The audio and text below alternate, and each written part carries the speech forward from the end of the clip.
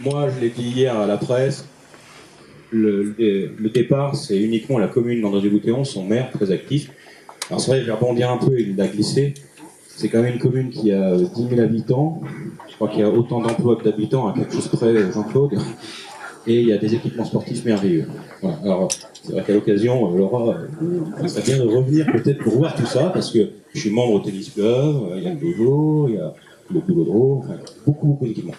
Mais moi, je trouve le courage, il vient à Jean-Claude et toute son équipe, à la municipalité. C'était audacieux d'implanter un kitchen put, une petite structure à André-du-Boutéon. On est vraiment de proximité avec tous les golfs du Suffron, en plus du bassin de la Loire. Donc c'était pas gagné le pari. Moi, à cette époque-là, j'ai senti le truc. On connaît ça un peu hein, dans le sport. J'ai senti le truc. J'ai dit, il faut aller le voir. On se connaissait un tout petit peu, mais pas plus que ça.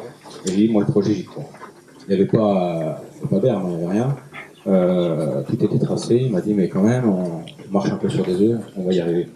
Et aujourd'hui, franchement, la vraie fierté avec l'ensemble de l'association, la ville, encore une fois de plus, sur laquelle on peut compter régulièrement. C'est-à-dire, dès qu'on a des besoins, ils sont à notre écoute, ils sont attentifs, ils disent pas oui à tout, et c'est normal et c'est légitime.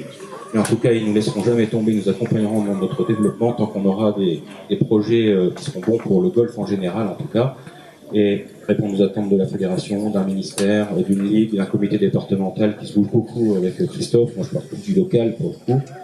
Et ainsi que mon confrère Anthony Vendange, le pro du comité. Nous, aujourd'hui, les bénévoles de notre club, notre association, en tout cas, on essaie de développer le maximum de golfeurs, parce que je pense qu'il faut élargir la base pour avoir des champions demain. Il me semble qu'elle est encore un peu trop faible.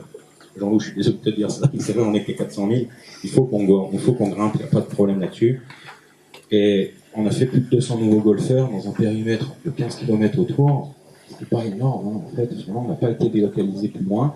Et ça, c'est plutôt de bon augure. Je pense que si on multiplie ces petites structures un petit peu partout en France, on a déjà une centaine, un peu plus. C'est ce qui va, 98, c'est ce qui va nous permettre, je pense, à un moment donné aussi, de démystifier l'image que l'on a de notre sport qui est ultra conservateur, ultra élitiste. Et c'est pas normal, parce que nous aujourd'hui, on est content de recevoir, comme cet été, vous verrez dans le film, les jeunes.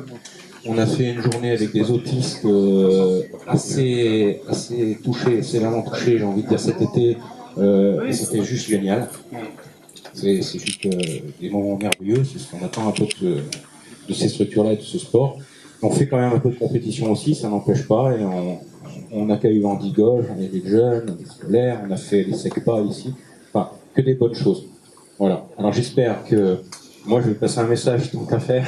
J'espère que le ministère des Sports pourra donner peut-être plus en termes de moyens dans les fédérations, mais avec un message clair pour les fédérations, faites bien redescendre tout ça jusqu'à l'échelon des comités départementaux qui, eux, vont faire le lobbying nécessaire pour donner un peu plus de masse aux golfeurs.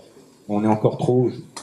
J'aime le sport, hein. J'étais joueur professionnel, donc je sais ce que c'est, pas au même niveau, mais en attendant, on n'est pas assez concentré, je pense, pour le développement au sens large de notre sport.